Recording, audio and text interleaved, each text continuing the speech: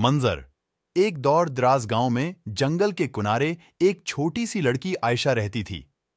عائشہ بہت پیاری اور مہربان تھی، لیکن وہ بہت غریب تھی اور اکثر کھانے کے لیے کچھ نہ کچھ تلاش کرنے جنگل میں جایا کرتی تھی۔ ایک دن عائشہ جنگل میں چلتے ہوئے ابتدا اچانک اس نے دیکھا کہ ایک خوبصورت پری نورانی روشنی میں لپٹی اس کے سامنے ظاہر ہوئی۔ پری نے عائشہ سے کہا کہ وہ اس کی مہربانی اور پیار کی وجہ سے اس کی مدد کرنے آئی ہے۔ پری نے عائشہ کو ایک سنہری چڑیا دی اور کہا کہ یہ چڑیا جادوئی ہے۔ جب بھی عائشہ کو ضرورت ہو وہ اس چڑیا سے مدد مانگ سکتی ہے۔